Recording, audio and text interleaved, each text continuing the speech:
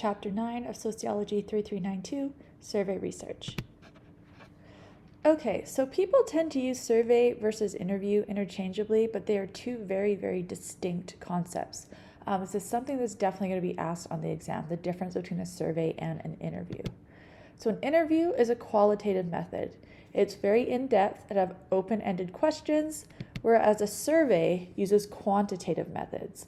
This is a standardized questionnaire. So again, two very, very different ways of collecting data, and they have different uses for both of them.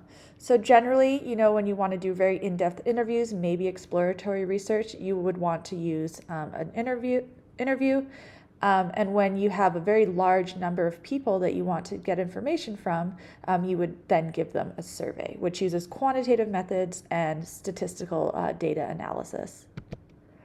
Okay, the questionnaire. A questionnaire is just the document containing questions and other types of items designed to solicit information appropriate for analysis. I'm sure you have all seen a questionnaire. I'm sure you've all filled out many questionnaires in your life. Okay, topics appropriate. It can be explanatory, exploratory, or descriptive. Generally, I would say more explanatory. Exploratory research tends to be very, very more in-depth, and interviews are usually better for this. Sometimes we have exploratory research with survey data as well, specifically for sort of pre-testing questionnaires, maybe getting a little bit of data before we tweak our survey instrument to go and do a further study that's more explanatory in nature. The unit of analysis is usually the individual, since the individual is the one filling out the survey. Sometimes we get these sort of instances, like I can think of a survey that uses an education survey that asks principals about the acts of violence, etc., discipline in their school. So here the principal is filling out the survey, but the unit of analysis when they're doing the data analysis is actually looking at between school differences. But here the principal is kind of serving as a proxy for the school, because the school can't answer its own survey, so the principal is sort of doing it for them. But generally it will be the individual when we're using survey research. A respondent, the person who provides data for analysis by responding to a survey questionnaire. So we do survey research when we have large samples, when we need to collect original data. Measuring attitudes and orientations is also a very useful survey research is very useful for this. Okay, so some guidelines for asking questions. So choose appropriate question forms when you're making your survey. Know the difference between questions and statements. Questions obviously end in a question mark. They ask something. Statements will say, we should forgive student loans. Do you agree? Yes or no? That's more of a statement.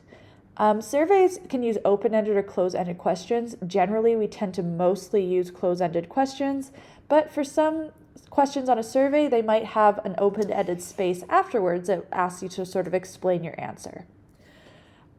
Again, open-ended questions ask the respondent to provide his or her own answers, so it's not something that's sort of checked off on a box. Closed-ended questions, again, this is the most common type of question on a survey. There's a question is asked with a bunch of pre-selected answers that's listed by the researcher, and the respondent chooses one. Okay, so it's very important to make items clear. So what makes sense to you might not make sense to the respondent. Try not to use a lot of jargon, especially if you're asking, a general population. Don't use academic jargon. Try to make it as simple as possible. Avoid double-barreled questions. So this is eliciting one response from a question that has more than one part. So only ask one question per question. So an example of a double-barreled question, Texas should use less taxpayer money on incarcerating drug offenders and more on education. Well, this is asking two separate things. So maybe somebody will agree with the first part, but they think instead of education, we should put it to the military or something else.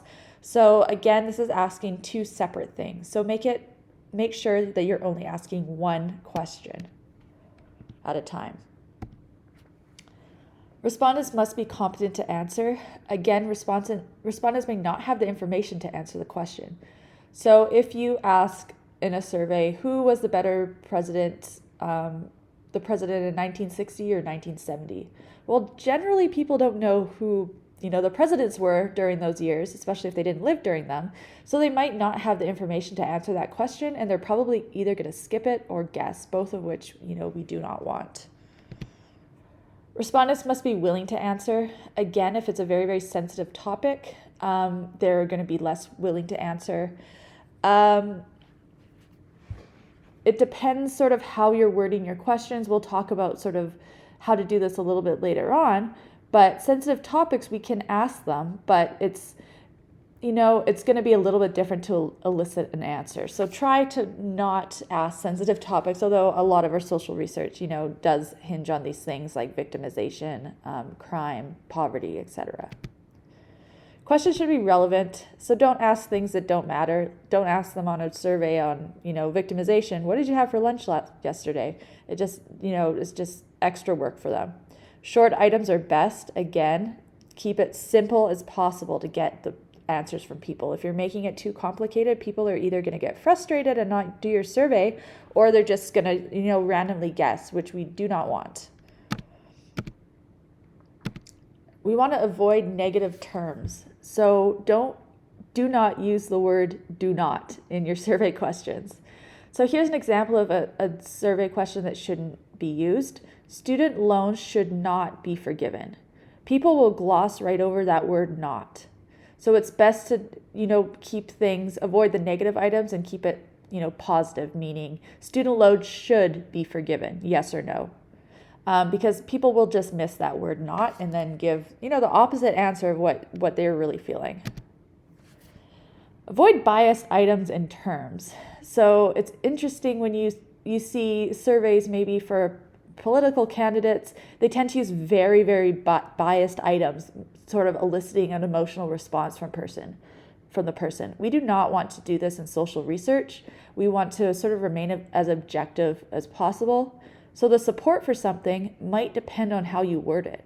So if you say welfare rather than assistance to the poor, well, the term welfare tends to trigger emotions out of people, so you might get, a different answer than if you used assistance to the poor. Okay, questionnaire construction. So generally, again, keep it super simple. Make it as easy as possible for people to answer your questions. You want it uncluttered, one question per line, consistent format. Don't squeeze everything onto one page. It's better to use more pages and space questions out rather than squeezing them all together. Again, people just get frustrated and won't take your survey. Okay, so something that you might include is a contingency question. This is a survey question intended only for some respondents, determined by the responses to some other question. So, for example, have you smoked marijuana? If you say yes, then how many times? If you say no, then you don't answer that question. These are used all the time in surveys, and they're very, very easy to do if you're doing a web-based survey, which we'll talk about in a minute. So sometimes it'll be appropriate for certain kinds of respondents to skip over inapplicable questions. So again, to avoid confusion, make it as clear as possible. And this is even easier to do when you're doing a web-based survey than if you are doing it onto paper, because if you have a web-based survey, the question won't even pop up if you click no. So very easy to do. Okay, you'll probably come across matrix questions if you're taking a survey or even designing a survey. This is a very efficient format for presenting close-ended questions that have the same response categories. So for example, if you're asking a bunch of different questions that the statements are strongly agree, disagree, strongly disagree, undecided. First off, I would probably remove that undecided because, we want people to pick one way or the other. I would probably just stick to those four categories. One thing you really need to make sure is that people are actually reading the questions. Sometimes if they see a matrix, they say, oh, I strongly agree with that first statement, and just check off strongly agree for every other statement. So that's sort of, they kind of get into this pattern of answering without fully reading the question. So that's just something to be aware of. Okay, so how should we order items in a questionnaire? Well, this is really up to the researcher. Everyone has sort of a way that they like to do things. But generally, appearance, we don't, necessarily want to have the very, very long-winded questions right at the beginning. Maybe we want something that's very easy to answer first. Again, open or close-ended first. I would always do the close-ended first and then get them to answer the open-ended at the end. Because the open-ended take much longer, personally, I would do them at the end so that, people aren't getting frustrated with having to write all at the beginning and then not answering the close-ended questions. Randomized ordering, again, if you want to do this is fine. I don't necessarily think it's that. I personally like to have it by sort of theme of questions. I don't like to randomly jump all over the place. I like to keep it sort of by theme. Sensitivity to the problem. So those should probably go near the end of the survey. You don't want to come off right off the bat with a question that's very, very sensitive, because you're probably not going to get answers for the rest of your questions. At least if that question's on the end, people will probably at least do the rest of the questions first and then maybe skip over that one. If it's right at the beginning, they just might not do the survey at all. Again, demographic questions, some people like to put these first because they're kind of easy to answer. Some people like them to go last because they think they're more sensitive.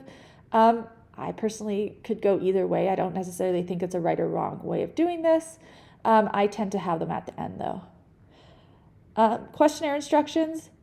You should have introductory comments and very clear instructions, and then definitely pre-test your questionnaire. So get a few people to test your questionnaire first, people that are maybe in the population or look like the population that you're trying to get at, to make sure that everything's understandable, everything's working correctly, the survey is clicking through as it should. And this also gives you the opportunity to change questions a little bit before you go on to give your full questionnaire. Okay, so self-administered questionnaires are completed and returned by the respondents themselves. So we do this sometimes by mail. You want to make things as easy as possible to return it by mail, because people are not going to go out of their way to go and buy a stamp and an envelope, etc. So when I do surveys through the mail, usually I do a combination of mail and online surveys. When I do that through the mail, I put it in a big yellow envelope so it looks important. I address it to the person. I include a return envelope that the postage is already prepaid on there. So all they have to do is put it in that envelope and return it to me. Monitoring returns, you should make a return rate graph so you can, gauge whether to send out your follow-up surveys. Keep track of the days that, you're receiving a lot of surveys back, and then when it starts to, trickle off, then that's probably a good time to send up a follow-up.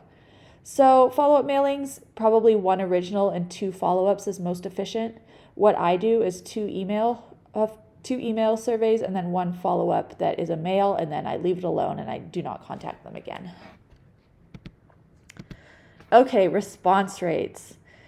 This is the number of people participating in a survey divided by the number selected in the sample. So if you send out 1,000 surveys, how many are you getting back? So ideal is higher than 70%. However, this is very, very, very, very difficult to get. Low response rate, that doesn't give you a full look at what's going on in that population. So average response rate is around 33-ish%. Only 1/3 of the people are answering the question. Does that mean that they think differently than the rest of the people who didn't answer the questions? Are they just more interested in the survey? It's really, really difficult to know. But low response rates, unfortunately, are one of the toughest things that we have to deal with as quantitative researchers. So what can be done to improve response rate? Compensation. This, seems a little bit controversial, because we might say, okay, it's, influencing or forcing someone to take our test. But personally, I think it's useful, especially if you're sending them, a $20 gift card to Amazon, which is what I usually do. Some people do a drawing, like say, okay, well, put everyone in a drawing for a $500 Amazon gift card. That tends to not work as well. It's better to give everybody a small amount than to give one person a big amount. It's better to compensate at the very beginning of the survey because they're going to be more likely, to do it. And then if you want a follow-up survey, they're going to think, oh, wow, that was very easy and I got $20. I'm going to do another survey for them. A second wave of data collection. Okay, so a survey interview is a data collection encounter in which one person asks questions of another.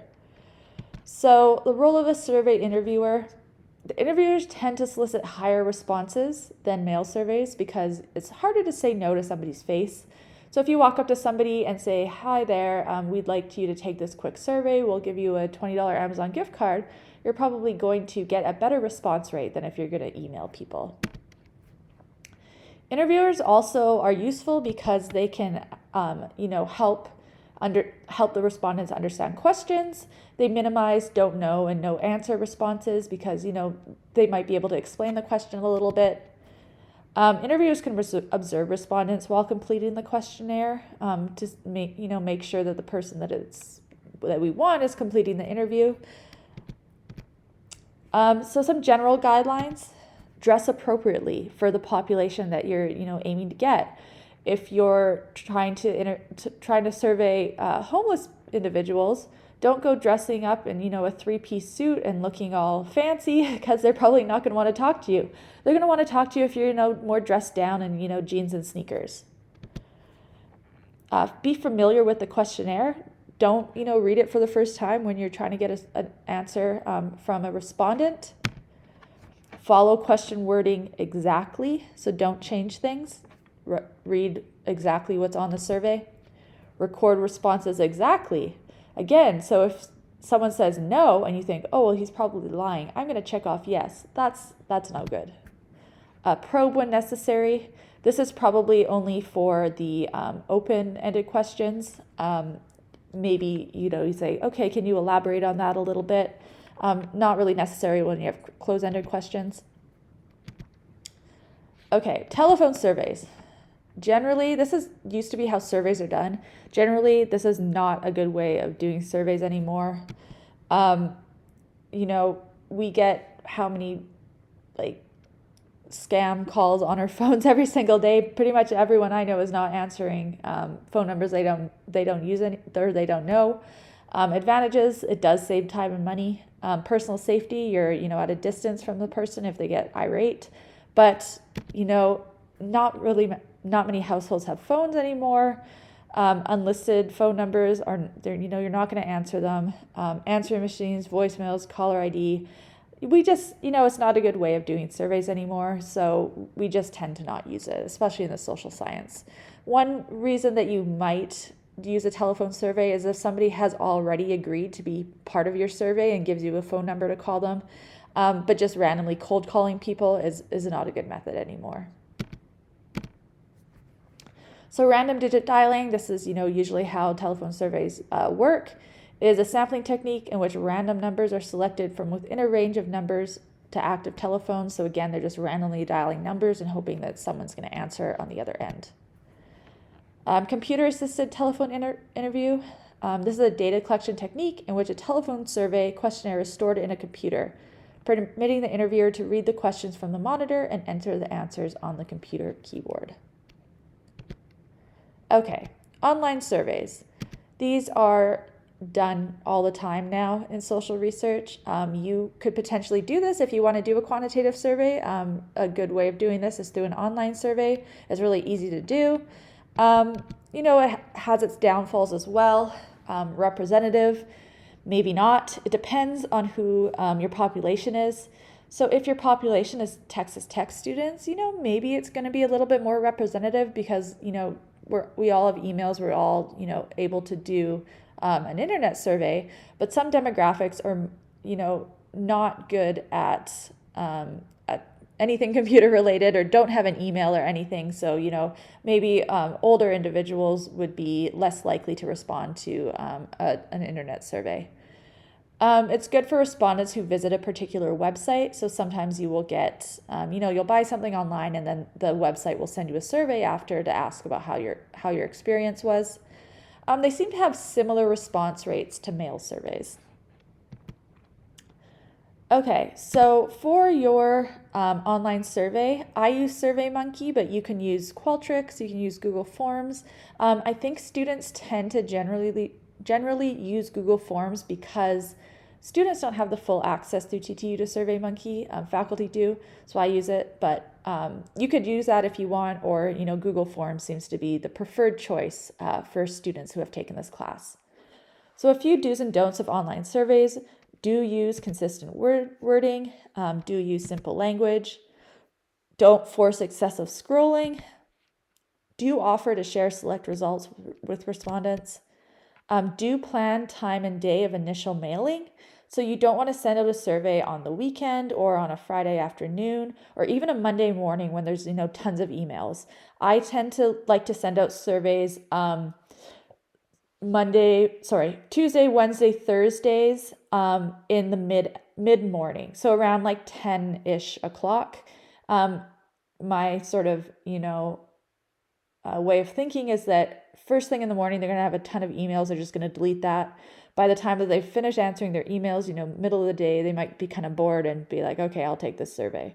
So again, it's important to plan the day and time of initial mailing. Do be aware of technical limitations. If someone, can't get onto that website, they're not going to take the survey. Do test incentive rewards and prizes.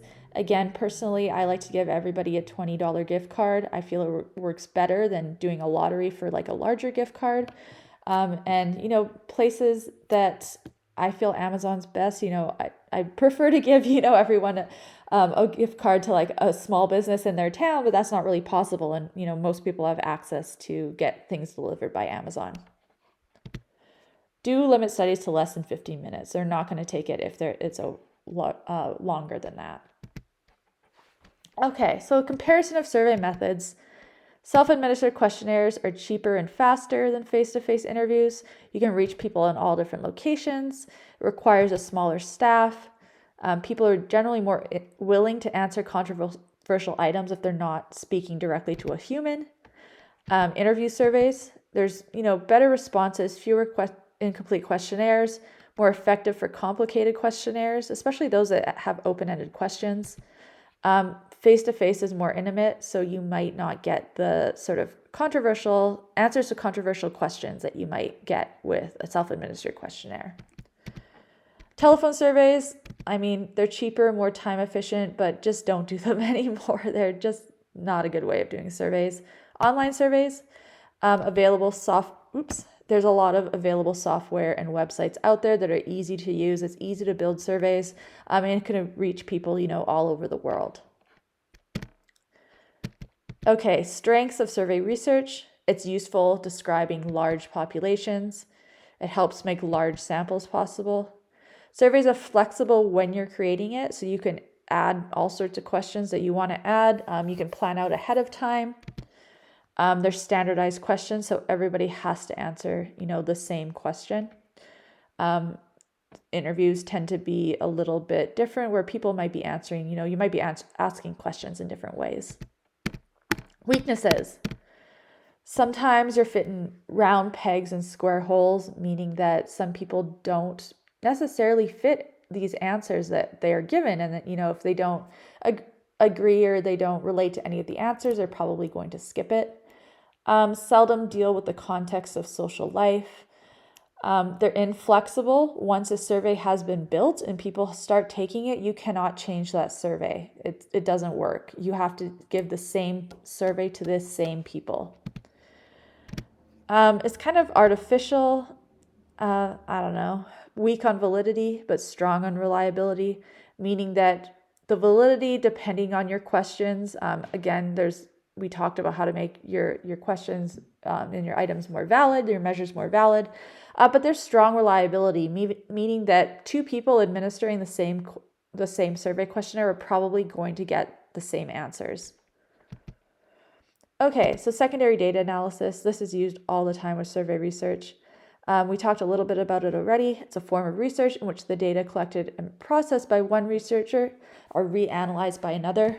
Lots and lots and lots and lots of research projects use secondary data. It's perfectly fine to use. We're not going to go out and collect, as the data that the general social survey collects as, grad students or faculty researchers. So the advantages of that is cheaper and faster than primary data collection, much cheaper and much faster. However, disadvantages, validity.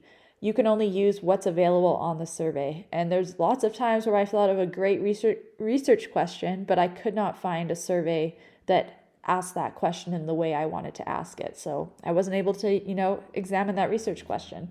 So again, you can only use what's available to you. You can't, go on and add questions to these surveys. Okay, so ethics, anonymity is easier with surveys. We could, using Google Forms or SurveyMonkey, we can even click that it's anonymous, meaning that we're not even keeping track of the emails that are coming through. One thing to be cognizant of is that, asking questions can cause psychological discomfort or harm to respondents. Researchers should minimize the risk. So just, be wary about how you are asking questions.